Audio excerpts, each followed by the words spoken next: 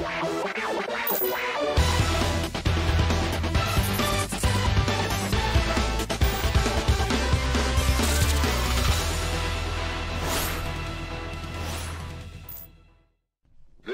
should be played at high volume, preferably in a residential area. Ladies and gentlemen, it is now time! Oh, no. Oh, yeah! I finished these fights. Give me a hell yeah! Top Rope Nation. Learn to love it. It's the best thing going today. What is up, Top Rope Nation? It's episode 184 of Top Rope Nation. Back here with the fellas, the lads. They're all here. It's Ryan Drosty of comicbook.com, joined by Kyle Ross and Justin Joint. The trio has been completed. Justin, what's going on? Not much, man. I just wanted to make sure that our good listeners out there who, follow us every week and were informed of some really disturbing news on one of our prior episodes. I want them to know that we're not sitting idly by and just letting that awful news we heard just happen. Every time I eat chicken, I send a picture of it to Kyle Ross, just so you all know. Okay. I'm trying to make things happen. Kyle, have you had any chicken lately? Oh, I haven't. I had a couple wonderful beef tacos for dinner tonight. Had pork chops for dinner the other night. And really a lot of unhealthy stuff in between. You eat turkey at Thanksgiving? No. Which character did you hate more? The Red Rooster or the Gobbledygooker? Ooh. They both sucked. Bird-based characters. Yeah, they both did suck pretty bad. I remember that my aunt, at the time, bought me a Coco Beware t-shirt when we went to a house show, like 88. Never wore it. True story. Not putting on Frankie. Sorry. Pure madness. Well, guys, since you two are last on, I've done two shows. I did a solo show on Monday reviewing the AEW Full Gear pay-per-view. And then Tuesday night after the video game news dropped about the upcoming 3 AEW video games, I was joined by our friend Adrian FE, a.k.a. Okadrian from Twitch and GameStop TV. Had a lot of fun on that show. If you're listening right now, check it out in the archives, or even better yet, check out our YouTube channel, youtube.com/TopRopeNation. I'm actually really proud of that show. It turned out really good. I know you guys aren't big-time gamers, so I invited Adrian on, and it was a good time. About an hour discussion on wrestling video games and what AEW needs to do with this one and how it can change the industry. So one of the things I wanted to do, since we haven't really talked on air about it, is just kind of briefly get your thoughts on the AEW Full Gear pay-per-view. I mean, we've been texting about it, but I think I told the listeners on the review show that I would get your takes when I had you both back on. So let me throw it to Justin first. Justin, what did you make of what you saw of the pay-per-view? Any thoughts that you wanted to share? I agree with almost everything you said on the solo pod that you did. There was definitely some filler in there, but some really good matches. And it was definitely one of those instances where I think all the winners were pretty predictable, but all the right people won too. Yeah, agreed. Kyle, what about you? At worst, it was the second best pay-per-view of the year. At worst, yeah? Yeah, any company. It's either between that or Revolution. I've kind of put some thought to it. I've not, and probably won't in the next couple of weeks watch Revolution again. But I mean, those are the two, man. Those are the best two shows of the year. 3 matches I would have given like 4 stars to.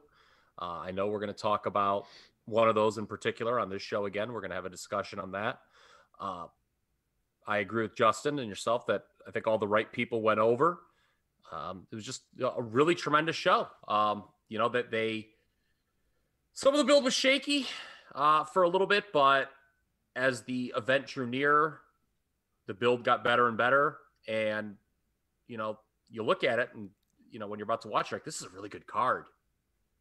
And, I liked almost everything on the show, quite frankly. I mean, the Elite Deletion probably went too long, but that's really my only criticism, I think. Yeah.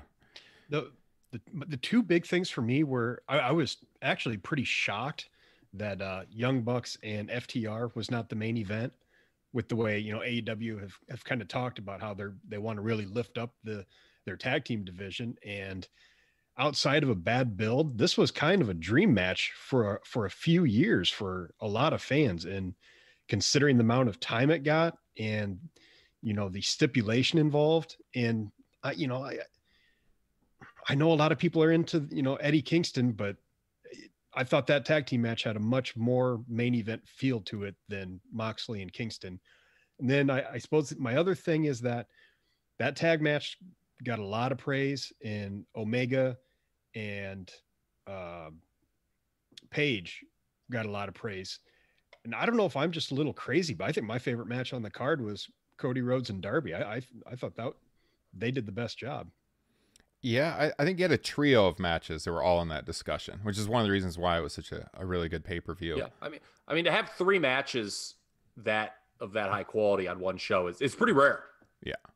Yeah, it really is. We were talking about this in our text thread. To me, the biggest difference when I watch AEW versus WWE is when I watch AEW, I'm looking at these performers, and there's this sense, and this is how wrestling should be, of autonomy and individuality in their performance. When I watch WWE, it's, for the most part, it's just like a bunch of kids doing what they're told to do in a high school play. Yeah. And that's the thing. I just think, with Cody and Darby, which Justin just mentioned, that match was wrestled exactly how it should be wrestled. Like, based on the build, Cody not taking Darby that seriously, Darby taking the match incredibly seriously, knowing that it was like his only shot to get a major title. It's little stuff like that really sucks me in as a viewer, or in the case of WWE, leaves me disconnected. Yeah, because they don't do that stuff. On the other thing, a big difference from kind of going off your point is how radically different the opening match was to Cody and Darby, just in the style that was worked. Like, yeah. Omega Page worked like a New Japan match. Yes, almost every match on the card was worked differently, and which is good. Like WWE, it's just you just feel like everyone kind of works the same, and they just let the main eventers do a little more. Mm. This just felt like, kind of, sort of like a 1994 WCW pay-per-view, which who knows, maybe they're going for that, but like where you've just got a lot of different styles being shared, people with their different ideas, what they want to do. And it worked. It was an absolutely flawless pay-per-view for people who think I grade too hard on some of these shows. Ryan, I know you always have the grading gimmick. I give it an A. Absolutely. Wow. And I don't give those out very often. No. That and Revolution are probably the only 2 A shows that I would give in 2020. I gave it a B+ on the pod, but I talked about how it was pretty close to an A show for me. I would have maybe cut 1 or 2 matches, and then it would have knocked it out of the park. I thought there was. I would have just cut cut time off some of the matches. That's true. Everything deserved to be there. I think. I think, again, 3 hours and 40 minutes, which is how long I think the show was, not including the buy-in. You're getting into a bit of danger. Hey, I got to watch it in 2 parts after the time, and it was a great time.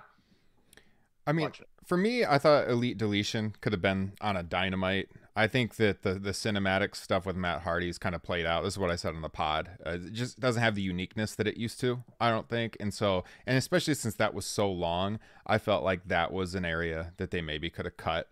But I mean, overall, like, it wasn't. I talked about how it wasn't so long, like All Out, which we really ragged on that pay-per-view on our post show. This was so much better. It was a great show. It really was. And, sometimes we talk about on the show how, having matches be predictable and the outcome is not always a bad thing. It means you're doing logical booking.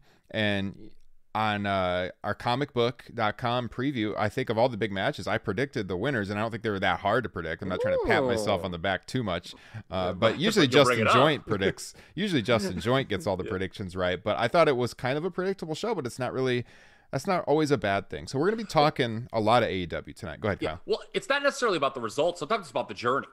Yeah. And that's what AEW does very well. Yes, sometimes they'll get you to that predictable result, but the journey's fun. Again, I know we're going to get into, some of the stuff on Dynamite. What I like about the last few weeks watching AEW is I'm sitting there and I'm trying to guess where they're going, but it feels like there's multiple fun directions. And that makes me think of when sometimes we preview these WWE pay-per-views and we're like lamenting like both options. We're like, well, they could do this, but that would suck. And they're like, oh, well, they could do this. Well, that would suck too. Yeah. Mm-hmm. Yeah. So we got a lot of AEW discussion coming tonight. It's going to be a very AEW heavy show. Before we get to that, though, I do want to get a couple of plugs out of the way. So if you're watching us on YouTube right now, maybe for the first time, maybe you're tuning in again and you've been around before, please hit that subscribe button. Click like on this video. It'd help us out a lot. Leave a comment. What do you like about the show? What do you like about our past podcasts here on YouTube? If you're watching us live, though, that would mean that you are a member of the Top Rope Nation Patreon page. So each and every week, our show streams live exclusively to Patreon. We post the video the next day or sometimes 2 days later. So if you want to get the show early and get the live feed, it's exclusive to Patreon. Go on over to patreon.com/Top Rope Nation. You get the live feed every week. You get our show notes. And then you also get bonus shows, which I definitely wanted to plug tonight. So if you look on the screen, if you're here on YouTube right now, you are seeing down at the bottom corner a plug for the upcoming edition of Top Rope Nation Classics. This is our Patreon exclusive show. The only way to Justin is to your left. Kyle, you got it right. The only way to hear that show is on patreon.com. And next week, we are going to be reviewing trying to distract me on the feed right now. Now I can actually see you guys as we're doing this. Next week, we're going to be reviewing Survivor Series 1990. Ton of fun. 30 years ago, of course, the debut of The Undertaker, as we're hearing about on television. It's going to be a really fun podcast. I'll post a preview to our usual podcast feed.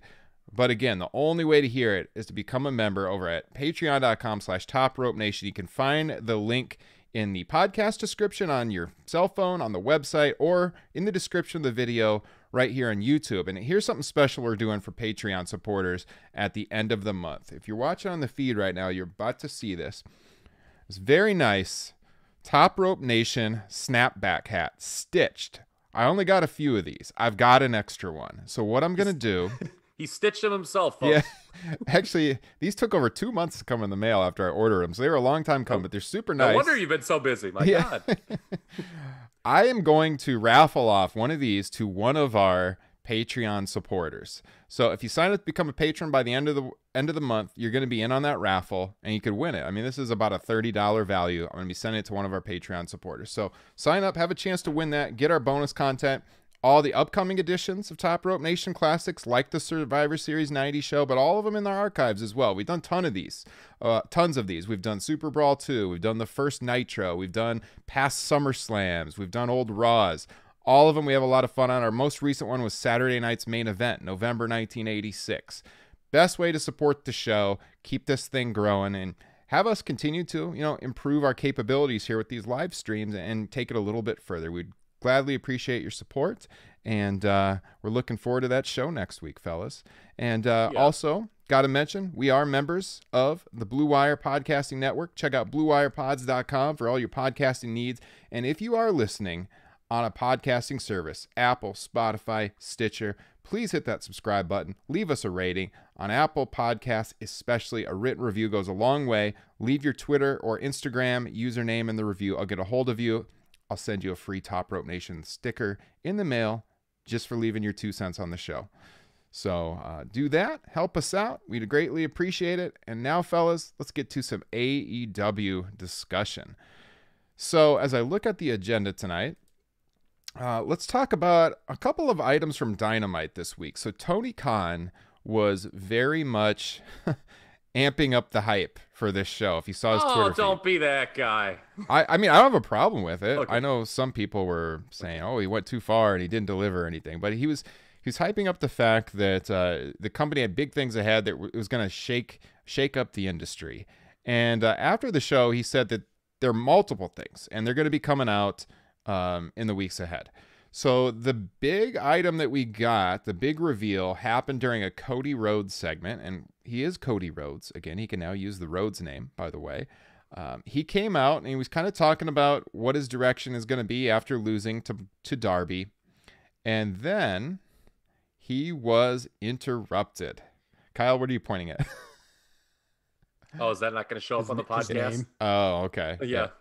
It's slightly behind your name tag that I have on the video feed, so I can't quite read it all. I see it says Cody something. It says that Cody Jade promo made me horny.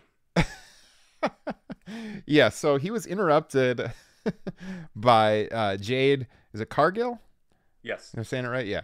And she comes out and she talked about how Cody had woken up a beast. And she insulted him sexually throughout the segment.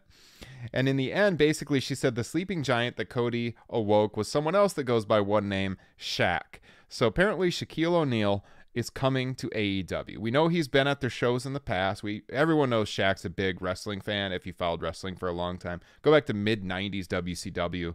He was attending shows. He's been at WWE shows over the years. And of course, with AEW having the TNT connection, this makes a lot of sense with the NBA. So, Kyle, what did you make of this? What is your opinion on Shaq coming to AEW? What is my opinion on Shaq coming to AEW? Look, I know what they're going for. They want eyeballs on the product. I think you mentioned the natural tie-in because the NBA has TNT and the NBA is TNT's number one property. I know that there were some people during the NBA playoffs like, what the heck, man? We can get this basketball game off, for 8. Stop it. Okay. Basketball's still the NBA is their number one property, but they love TNT. They love AEW, pardon me. They wouldn't be having matches with all that kind of blood if they didn't love them. I'm all for it. Obviously, I think it's going to be problematic getting a good match out of Shaq, but that's not the point. We've talked about that in the past. When you bring a celebrity in, the point is not to have a quote-unquote good technical match. The point is to get eyeballs on the product. And if it does, then it's a success. If it doesn't, I don't really think it's going to hurt. Believe it or not, Cody is probably one of the people I would trust most to do a celebrity match in an intelligent manner in the business. This guy has really demonstrated some smarts to me. And yeah, I'm all for it. Yeah, I don't really see how anyone could have a problem with this. It's obviously going to bring a lot of new eyeballs to AEW. Justin, generally, what do you think about celebrity involvement in pro wrestling, and what do you think about this instance here? Most of the time, I'm not for it. I'm not that target audience, though. If done properly, and most importantly, if the celeb is, actually involved or, wants to be there, that generally helps a lot. Like Stephen Amell, his appearances were normally pretty good. But yeah, mostly And who did he work with? Cody. That's right, Cody Rhodes. That's right. That's right. It'll be interesting though. Like Kyle said, it's not about having the good match there. It's about the eyeballs. I mean, that was Hulk Hogan's way for like 20 years. You don't need to have good matches. And that's true. Yeah. I mean, Cody can get on inside the NBA. All they do is screw anyone who's watched that. They just screw around on the late night portion of the program. Mm-hmm. Anyway, so they could do it. I mean, that'd be really good stuff. That'd be a coup if they could do it. And it's something for Cody to do other than challenge for a title or maybe like beat an up and comer when he shouldn't be beating an up and comer. It'll be interesting. I don't know. And by the way, I saw Jade took some grief for the promo. I did not mind the promo. First of all, the whiff of sexual tension in that promo was something else. I thought. Did anyone else pick up on that? I thought she was going to say don't you remember when we had an affair or something? I thought they were going in that direction. That is really where I thought. I mean, there was a lot. I was getting hot, man. I walked downstairs and told Cammy, I'm like, yeah, the pro wrestling's got me hot again, honey. I gotta say, if that promo made you horny, I was quickly. If that promo made. Go ahead. If that promo made you horny, you've got it worse than Ben Shapiro's wife. That's all I know. Oh no! Oh, come on. By the way, I read the fine print last Tuesday. He gets deported, Ben Shapiro. Yes, I'm all for that. Okay, he gets deported. Ben Shapiro, what a freaking dipshit he is. Anyway, let's go back to the athletes. You know, I go to Honey. I'm like, Honey, the pro wrestling's got me hot again. Hey, I was rebuffed, but you know, maybe relate to QT Marshall more in the next match. So you know, I was all in. Mrs. Ross didn't put out that fire. No, she did. She said, "What?" Oh man. Now, you know, Brandy doing her ode to Jerry Springer. I don't know how I felt about that, but really, I thought Brandy was awesome on that segment. Oh, really? See, that's what's funny. I've seen a lot of people have that where they liked Brandy's part, but not Jade's. I thought it's funny because, you know, we're so conditioned to the WWE way of doing things over the last 20 years that I think if someone doesn't just cut like the standard style promo, we think something's wrong with it. I thought it was actually like, it kind of worked for what they were going for, like bringing in an outsider. And it's like, who the hell is this person? Like, I thought it just worked. And by the way, Cody is the master of having like 3 different angles in one segment and it not be like confusing. Like if it was like Vince Russo doing it, you know, I mean, he set up a long-term program with Shaq. Something with MJ, he called out MJF and said he wants to get his revenge on him. And then the tag match for next week. I thought it was a really good song. I really liked Dynamite last night. I don't know how much of the particulars we'll get into. It felt like a pay-per-view for the folks that weren't on the pay-per-view. Yes, I would agree with that. I think I'm always so refreshed watching AEW because it's so different from WWE. And, you know, for my job at Comic Book, I have to watch a lot of WWE. So I always just really look forward to watching the AEW shows. And, I enjoyed it too. I mean, you get Penta and Phoenix in the main event, which was a really fun match. I mean, they had good wrestling throughout. I watched it on tape. I'm not going to lie. I fast forwarded through some of the matches that I wasn't super fond of watching, but I recognize they were decent matches, good matchups for the people that weren't on the show, like you said. And the show had a lot of high points too. So, yeah, I liked it. Justin, did you have a chance to watch AEW last night or any of it at all? Yeah, I was kind of like you, fast forwarded some of the matches I didn't care about, but yeah, I watched the majority of it. I liked it. I thought it was a pretty solid show. Yeah. I mean, kind of just echoing what you guys say. It's just so refreshing and different from WWE. You know what's so interesting to me when again, comparing these two promotions, AEW and WWE, is when AEW started, everyone was like, oh, well, this will be the work rate promotion. Oh, they're just going to outwork WWE and they're going to have all these high-end matches and it's going to be so much better in that regard. To me, do you know where AEW really kicks WWE's ass? Is the non-wrestling segments during the TV show. Like, you guys can attest this because I text you. So I was, you know, I binge watched AEW, watched the last few weeks, and then of TV, and then I watched before the pay-per-view. And, you know, first of all, the "Don't Know What You Got Till It's Gone" video is one of the finest things ever on wrestling television. And it's stuff like that. Like, yeah, the matches are always good, but like the hype bits they do, and I know that there's this argument, oh, that loses viewers always and stuff, but they do such a good job with that. And then I throw on SmackDown from 2 weeks ago. And this fucking Lars Sullivan promo, dude, I turned it off after 2 lines when he's like, what's the matter, Corey? You don't want to call me the freak? Totally unproper. Like, who would say that? Unless if you were told to say that by a script writer. Like, that is, like, ironically, the big difference for me. Yeah. Is AEW's non-wrestling segments are so much better than WWE's.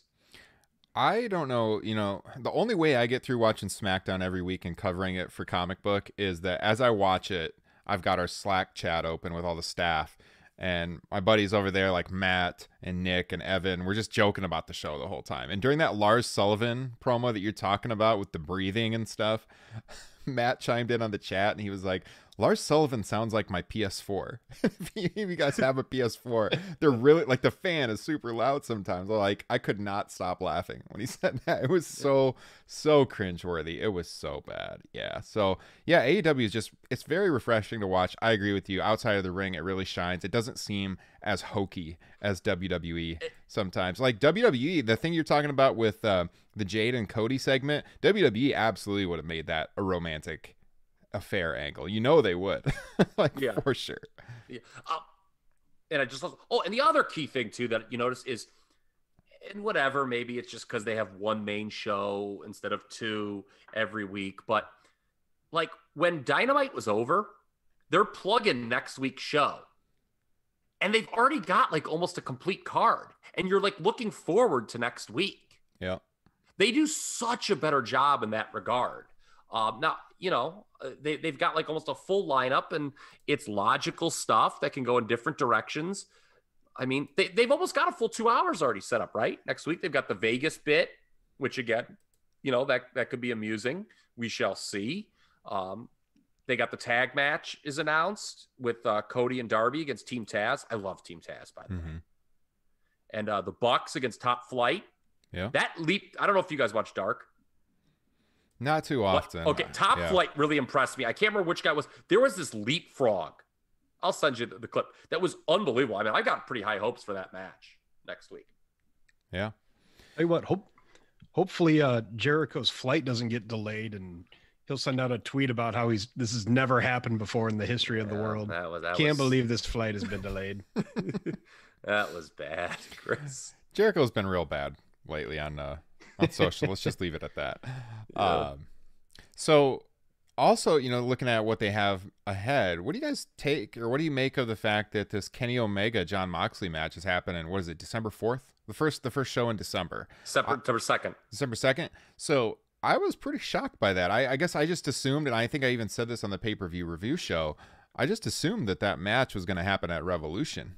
So obviously, they didn't want to wait that long to do it. What do you guys think about, you know, giving that away on free pay-per-view, Justin? Or free TV, not pay-per-view. Yeah. I like it a lot. Like when a match is designed, or when it's because somebody won the right to be in that match, I don't know how you drag that match out, you know, until February. That's a long time. If the match is built by a storyline, you can do that. And I like it. And, you know, I don't know what their business model is, but I would think their TV is a lot more important than their pay-per-views. So why not have it on regular TV? I love it. I think it's fantastic. I completely agree with everything Justin just said. Number one, it's really hard to stretch a program out 3 months in modern wrestling. It really is, especially because they've already headlined a pay-per-view. Remember, they went on last at Full Gear last year, correct? Not Cody and Jericho. Right. Yeah. Okay. Kenny was talking about how this would be their first straight up singles match on Dynamite. Yeah. That fit his character well, that promo. That was one of the subtly best Kenny Omega promos he has ever cut, because it's just playing into his new character, like dismissing what kind of match it was. Oh, well, I lost, but I don't count that. That's not my style of match. And it was unsanctioned. That was an awesome little touch that he did. Justin mentioned something else about the business model. I agree. You know, that's something the three of us collectively have talked a lot with this WWE television. Again, you know, going that route, that you've got to make if TV is so important and is the lifeblood of your company, you got to make it important. You got to have these big matches on TV.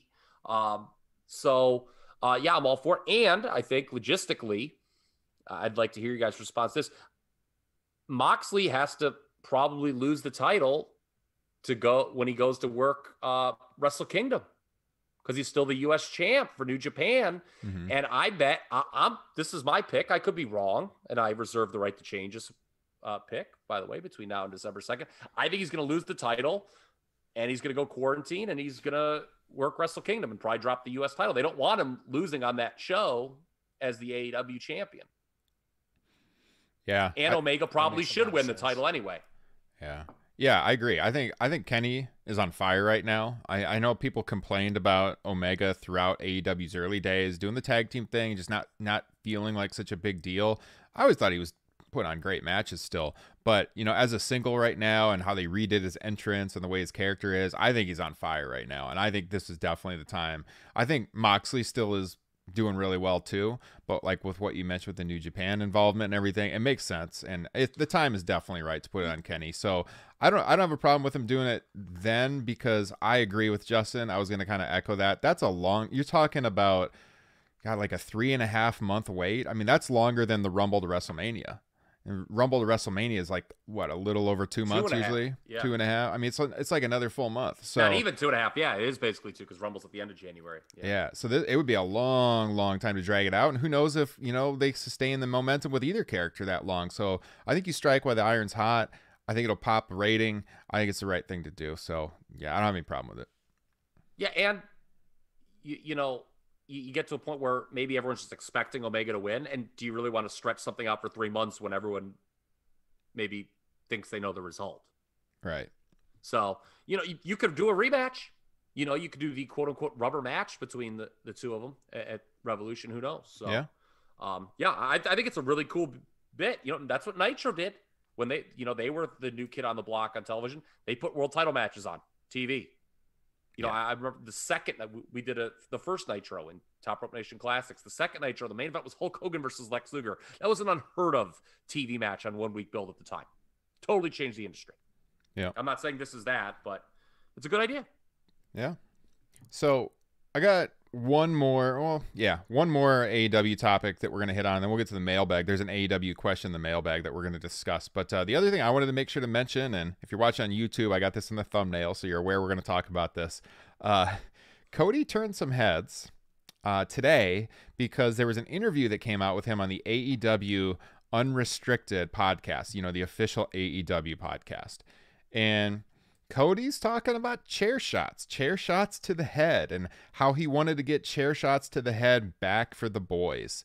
And I was just shocked that he talked about this, because this happened at Fyter Fest like over a year ago, 2019, with Sean Spears. One of the first shows the company ever did, where Sean Spears came out and clocked Cody in the head with the chair, as you'll recall, and Cody needed like 12 staples to his head to close the wound. He bled everywhere. Basically what happened is the bar on the chair opened him up. And in the interview, he talks about how they gimmicked the chair and how they like sanded it down. So like the seat of the chair they got hit with was thinner, almost like a cookie sheet, he talks about. But even so, you know, let me just preface this by saying I'm a big fan of Cody Rhodes. We gave him a lot of credit earlier, but this just shocked the hell out of me. I don't know what he's talking about. So he talks about how after the spot backstage, Jon Moxley and Tony Khan were ripping apart Spears for hitting him with the chair that way, even though I guess Cody told him to hit him like from the side, how he did it. And then Cody says, quote, "Here was my objective, and I want people to understand this. Wrestling is violent. If we're going to be held to the same standard as TV and film, which some people like to do because we have a comparable reach, then if Captain America could be swinging his shield around and hitting people in the head with it, no one's crying headshots." So, guys, in Hollywood, I mean, it's not really Captain America, and he's really not hitting anybody in the head, right? Yeah, I mean, I'm no Captain America expert, so I can't speak to that. But yeah, my guess is they're not doing hard way, in the Marvel gimmick. Look, Cody's a big boy. If he wants to take a chair shot like that every once in a while, it's his prerogative. He's a freaking EVP. Okay. Yeah. I mean, he could do it for sure. It's just it was like an odd thing to bring up, right? Yeah. Okay, and I want to get to that too. Look, as far as unprotected chair shots go, we all know the science. It's a really bad idea to do it on a regular basis. And we know starting in the late 90s through the early aughts, it got way too out of hand. I mean, there are some chair shots you go back and watch that are just insane. God, for some reason, I don't know why I rewatched this. Oh, it's for the Undertaker draft. There's a Undertaker Kurt Angle match that I watched on SmackDown. And like Brock Lesnar comes in and just freaking kills the Undertaker with his chair shot in 2003. Mm-hmm. And there was just way too much of that. But, you know, like every once in a while, whatever. when I saw this story hit the timeline, I was like, what are we doing here? That was kind of like, why are we bringing this up? I was kind of shocked that Cody was so honest about it. Yeah. And, the silly thing about it all, and bringing this up is, let's go back to this spot itself. It was done to get over Sean Spears. Sean Spears? Longtime listeners of this show know your opinion on Sean Spears. Yeah, So yeah, it's such an odd hill to die on. I mean, I guess I did not listen to the podcast. If he was asked a question directly about chair shots, whatever, he gave his opinion. I mean, I'm not going to crucify the guy. I mean, like I said, he's a big boy. If he wants to take one, it's his prerogative. Nobody should ever do what Mick Foley was doing in the late 90s, the end of his career. No one should do that again. It should never get that far. One chair shot ain't going to kill you. It's not good for you. I wouldn't recommend it. They should not overdo it.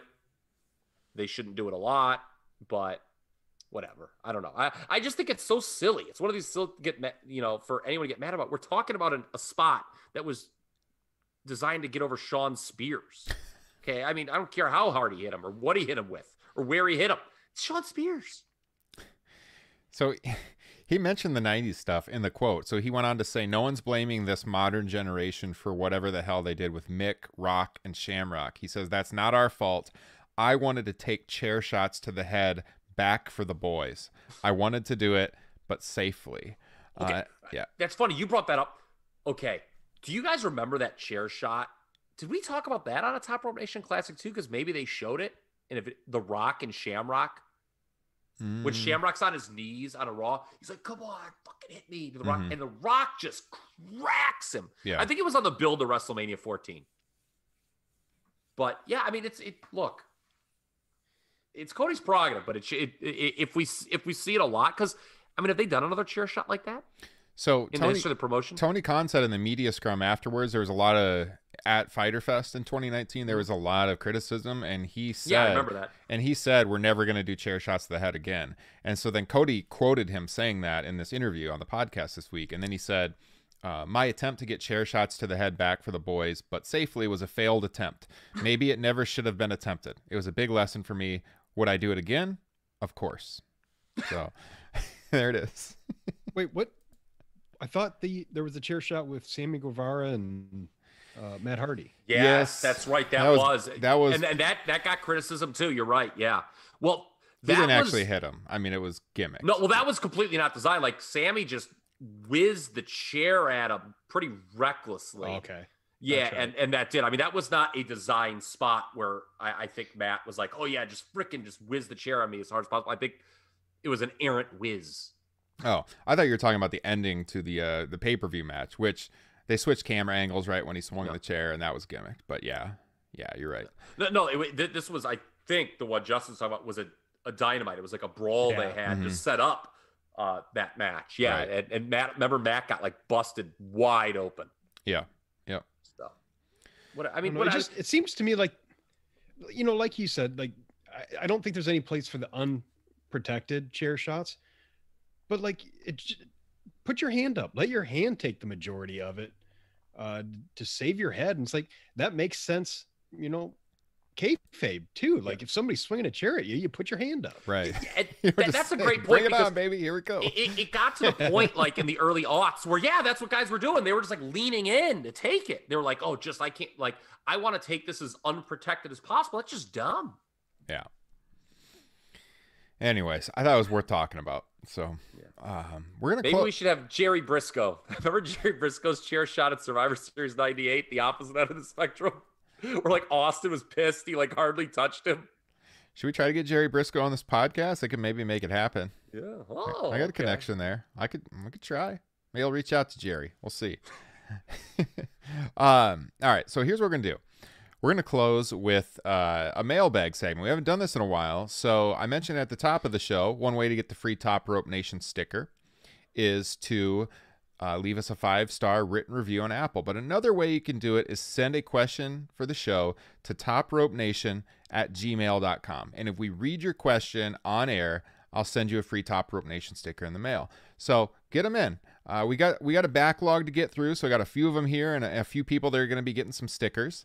And Kyle, I think you have the questions in front of you. We have 3 or 4 questions to talk about tonight on a range of topics. So do you want to read the first one that's from, I believe, California? What do we got here? From California. So this question is from Dave M. in Reseda, California. Do you guys think Bucks FTR? Wait a second. Do you guys think, this is a gimmick one, in case you couldn't tell. Do you guys think Bucks FTR is one of the 10 best U.S. tags of all time? Justin, what do you think? I'll let you go first. You know what? I want to be critical of the match, and it's only because of how I think some of the love for it has gotten a little overblown. I really enjoyed it. I thought it was a fun match. I also think a lot of the stuff they did was unearned. It felt like a greatest hits album that, it just wasn't earned. It was a little insincere. It felt like a lot of the stuff they did should have been for like the second or third match in a trilogy. Like I'd mentioned before, I thought the buildup was lackluster, and I don't know. It was really good. And if I sat down and wrote out what I thought were the best tag team matches, the top 10 in North America, it's possible it would be on there, but I doubt it. I would say no. I don't think it would make my top 10. Maybe top 20. Like the big discussion going on this week was that it was the best tag team match in, did Dave say North American history was in the conversation? I think it's U.S. Or U.S. history. Yeah. So I'm not sure what the best Stampede tag is offhand. Yeah. I know if you're going North America, you're invoking, Eddie and Art Barr against Octagon and Elio Del Santo and stuff like that. So my thing was, though, that, and I put this out on Twitter, I don't think it's the best tag match that's been in AEW this year, let alone I agree with you. Let alone ever. I thought the Revolution match, maybe I'm biased because I was there, but I think the Revolution match with Kenny and Hangman against the Bucks was a better match by a considerable margin. And like Justin, I like this match a lot too. I thought the tribute stuff was cool, but I think that's a great point by Justin. It did kind of feel like they were just trying to get in stuff at times and unearned, as you put it. So I love Dave Meltzer. I'm a big fan, a subscriber for almost 20 years, but I did not agree with that take that it was arguably the best U.S. match ever. I didn't think it was even the best match this year. Kyle? I was not in Chicago for the Revolution tag. I prefer the Revolution tag. Some of it is built. I saw, I think it was Gary Cassidy's like, I think some of the problem is, these matches get built up so much and they just can't live up to the hype. Well, if memory serves me correct, and, as you guys know, I've been known to kill a few brain cells on a nightly basis, so you can remind me. That Omega Page versus Young Bucks match was pretty built up and was pretty damn anticipated going to Revolution, right? I mean, the anticipation for that was really high, and they absolutely met the expectations.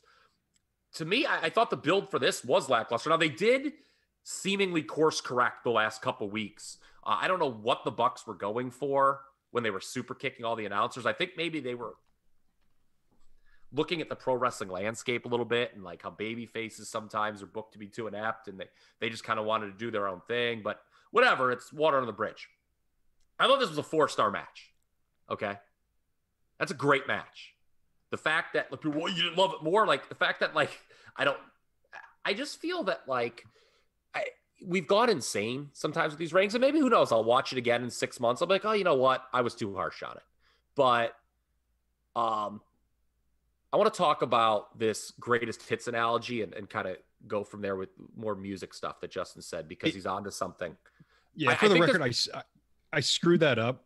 What I meant to say was that it's like arguing a band's greatest hits album is their best album, is how I meant to put that. Yeah. Well, I was going to take it a different way anyway, and that makes sense too. But, like, is FTR kind of like a cover band in the sense that they are ready to play something. Hey, everybody, here's our REM song. Like, you know, and it's like, it makes it like, when I watch FTR, and I like FTR, I don't think they're a superstar tag team. I want to be very, like, the Young Bucks are a much better option to be the AEW tag team champion than FTR. They just are. They're bigger stars. I think they're a better tag team. So are you saying they felt like they're cosplaying like Arn and Tully or something? Yeah, I mean, it's not like totally slavish, but it's like, look, we know they like the Midnight Express. We know they like Arn and Tully, but they're not as good as those teams. And for the record, I didn't think this match, Bucks and FTR, was as good as DIY and the Revival. Agreed. In NXT. I thought those matches were better. Mm-hmm. Again, I feel like we should not be shitting on a match that I thought was great. It was an absolutely great match. They had some great near falls. But yeah, I don't think it was one of the top 10 best. I don't know if it was better than Rock and Roll Express, Midnight Express at Wrestle War 90, quite frankly. Yeah. And the difference between the Bucks, I want to actually stick with that if I may for a second.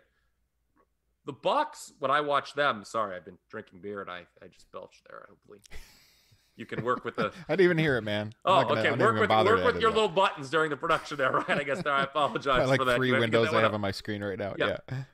The Bucks, like when I watch them, okay, they did like Hardy spots and stuff, but like I'm not like, oh, they want to be Rock and Roll Express. They want to be Hardy so bad. But like I don't get that from the Bucks. With FTR, it's just like when I watch them, I'm just like, yeah, they just so badly want to be, Tarnelli or the Midnights, and that's cool. It's a cool thing to aspire to.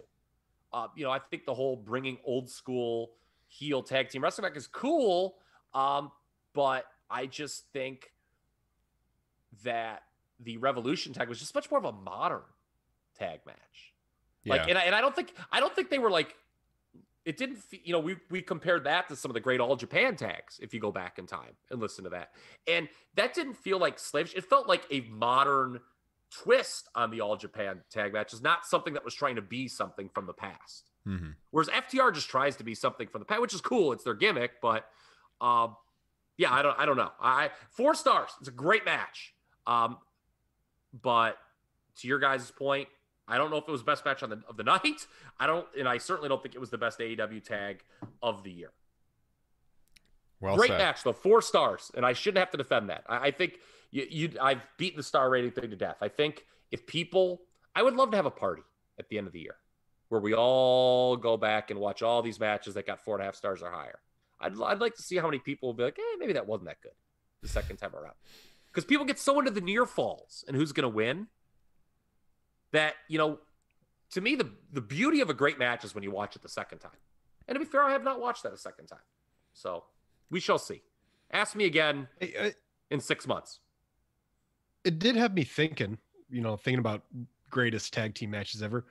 What would be considered the greatest WWF or WWE tag team match of all time, not including NXT?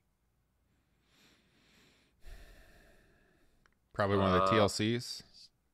Does that okay? A straight tag? A straight tag. Let's say, okay. Yeah, straight tag. Austin and Triple H gets redacted in Jericho. Mm-hmm. I was gonna say that's probably the most famous, kind of along with was it Benoit and Angle versus Edge and Mysterio? No Mercy, yeah, that's real good. I really like that. Outside of those two, I was having a real hard time coming up with a real gem of a tag team match. I mean, not a tag team promotion. 5-man tag, Canadian Stampede, not a traditional tag, but yeah, still tag match.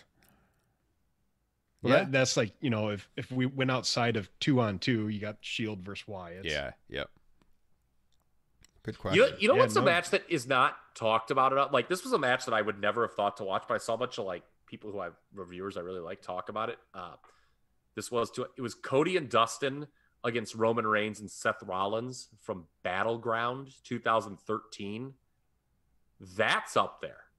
Yeah, that's a good match. By the way, what a fascinating match to go back and watch in retrospect. Yeah. Where those guys are now. Cody Rhodes and Dustin Rhodes against Roman Reigns and Seth Rollins. Imagine that in 2020.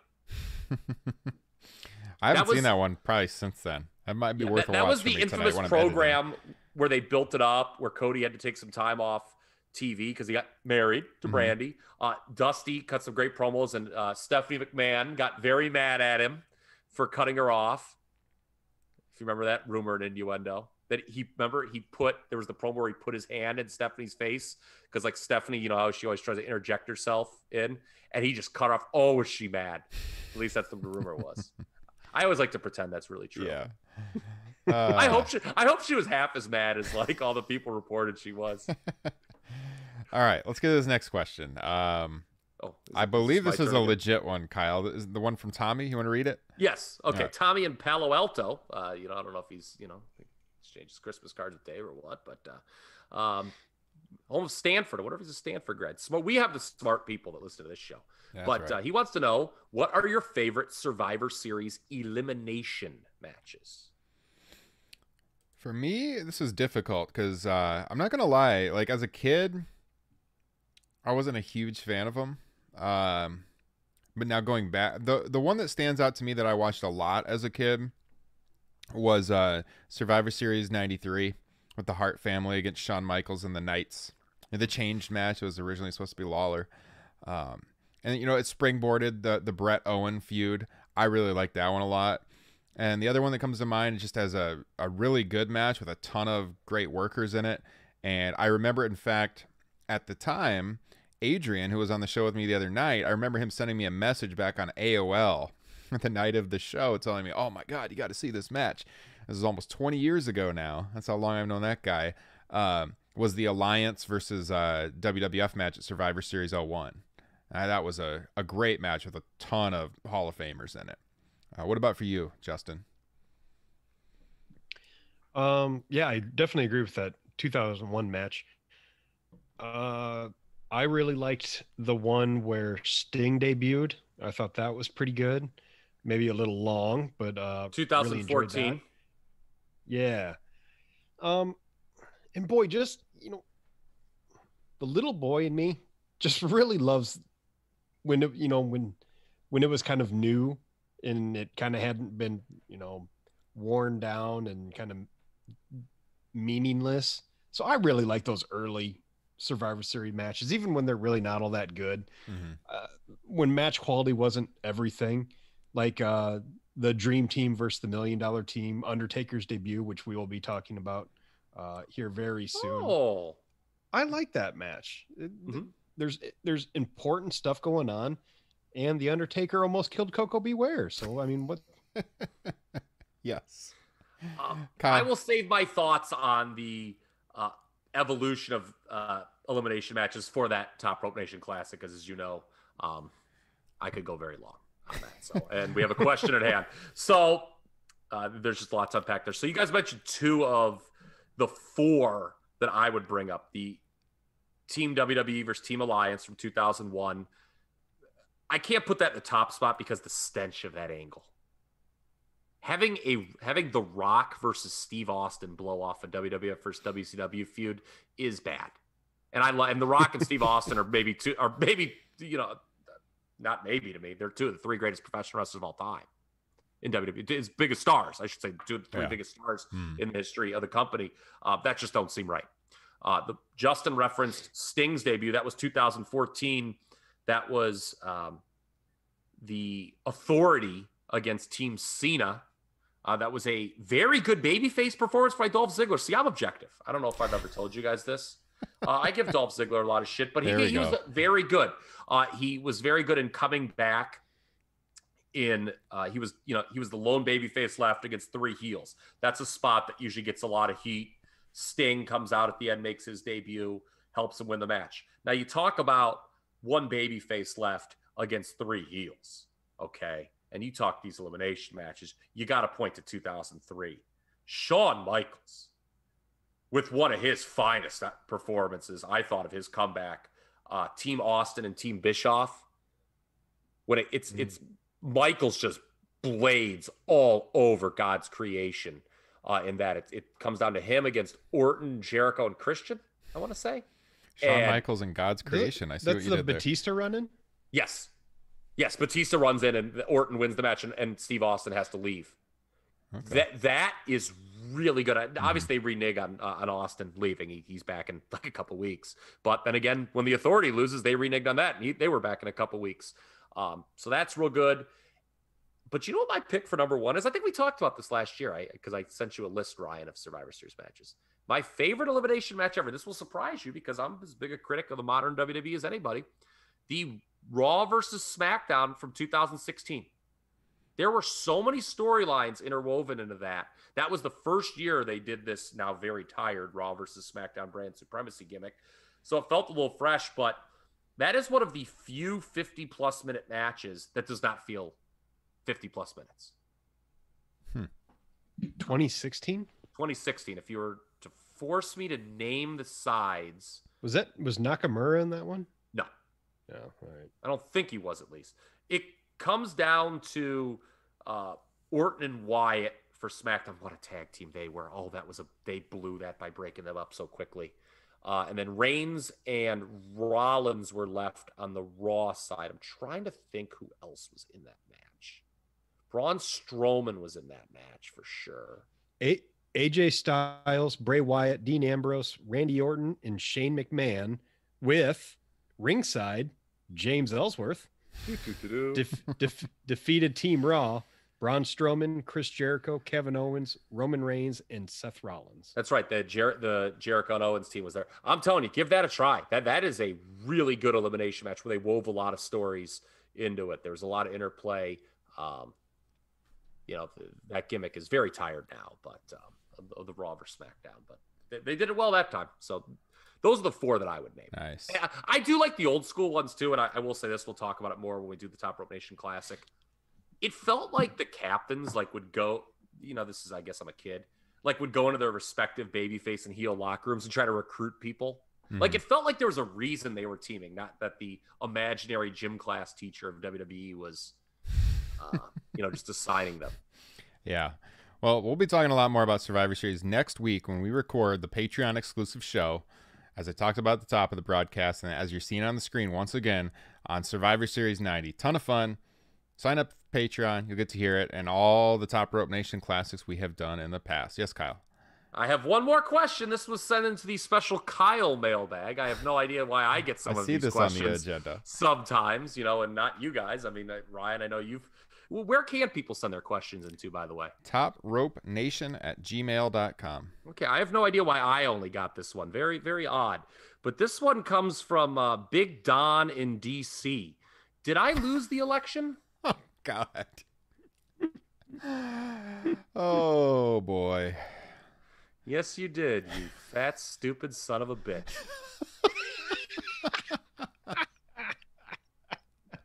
I'm not even going to edit it because anyone that's been watching this podcast sees the T-shirt you're wearing, and Kyle's very happy about the election results. Yes, he'll be on his way out. Oh, what are you?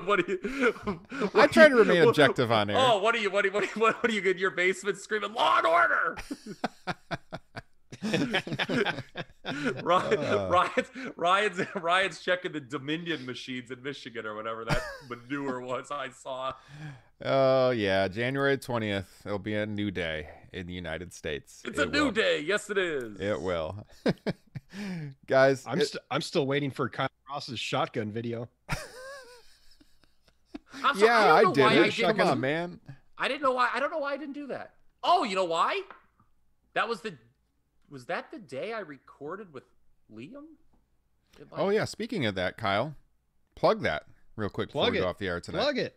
So, our friend of the show, Liam O'Rourke, who in my opinion is the finest author to come out of the UK since William Shakespeare himself, was kind enough to have me back on his podcast, Squared Circle Gazette.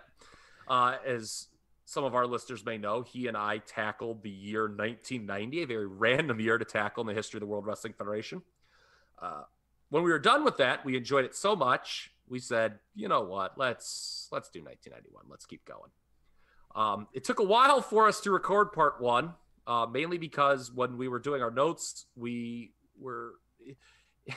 have not felt that overwhelmed since my failed attempt at doing law school, quite frankly. The number of things that happened and this was just supposed to be for fun, but we're texting each other like, my God, how many things happened? It's like, I want to talk about this tag team battle royal, but we've got to do 2 hours on freaking Sergeant's atrocity known as Sergeant Slaughter. I ain't bullshitting you, man. If Twitter and the internet was around like it is today in 1991, I don't even know. what it would have been like, because that is the most crazy batshit year in the history of the promotion. In part one, we heavily focus on the very ill-conceived Sergeant Slaughter world title push. We talk about all the negative press it got in the papers. I was overjoyed that an article I remembered from the Cleveland Plain Dealer, the local paper here in my town, was reprinted in the Wrestling Observer newsletter. I remember my dad handing me the Plain Dealer. He's like, hey, man, they're really ripping on WWF in this paper. And I told that, I'm like, there's no way I'd ever be able to find that article. Lo and behold, Meltz reprinted it. So we talk about that. We talk about realistically what they should have done instead. We talk about WrestleMania 7. We praise Warrior Savage quite a bit. All the fun stuff that went on in the undercard. If you want to hear a lot of discussion about the first 3 months of the WWF in 1991, there is only one place to go, and that is Squared Circle Gazette Radio. Check it out. The 1990 series they did was great. When Justin and I were listening to it, we were texting with Kyle nonstop. Obviously, we're all big fans of Liam. Liam's been a great supporter of Top Rope Nation. We love his book on Brian Pillman.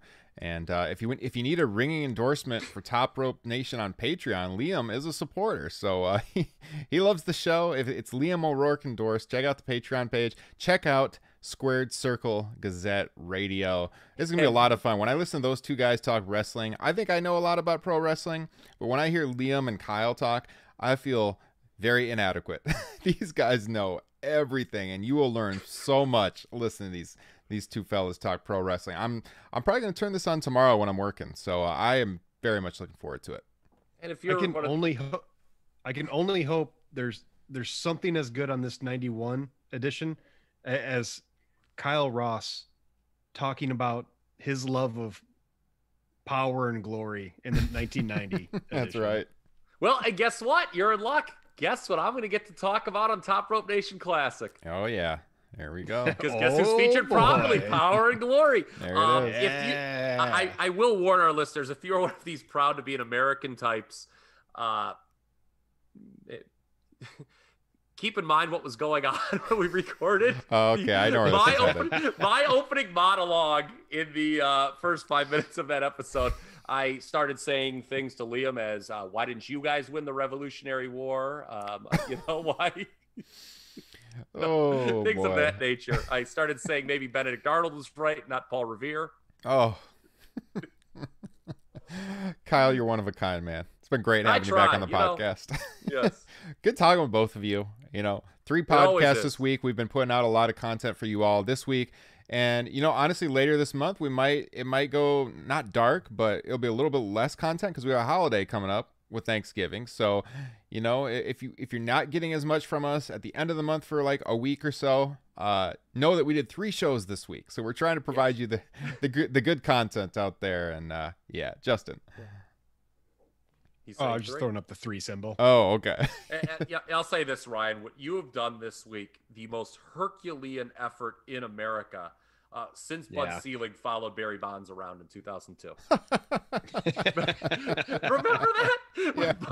If you're like a longtime baseball fan, when Bud Selig was flying around waiting for Bonds to set the record and referred to him flying around watching a man try to hit home runs as, quote, a Herculean effort. Well, the hardest one was doing the solo show. I wanted to get out a pay-per-view review. That was the toughest one. The other 2 shows, cakewalk. Adrian was an awesome co-host. Can't wait to get him back on the show. And I know coming on with you two, it's gonna roll. As far as notes, we need very minimal notes. When us 3 get on the line and we start talking wrestling, it's always a lot of fun. So I was looking forward to talking to you both tonight and reconvening the trio. And I think it was a lot of fun. So thanks for joining. Triangle. Yes. Find Kyle on Twitter at TRP Kyle. Justin is at Justin Joint. I am at Ryan Droste, Droste. You can find the show at Top Rope Nation. We're on every podcasting platform. And of course, as I said at the top of the show, please, please, please subscribe to our YouTube channel. It's youtube.com/Top Rope Nation. Get the video feeds of the show there. Check out the Patreon page, as I said earlier. And lastly, the discussion group over on Facebook. Search Top Rope Nation Pro Wrestling Discussion. Join the group. Join in on the discussion each and every day. Posts going up with almost 250 people talking wrestling. All of them and us 3 as well. So we'll be back next week with that Top Rope Nation Classics that we talked about over Survivor Series 90. Until then, hope you have a great weekend. We'll see you next time. Take care.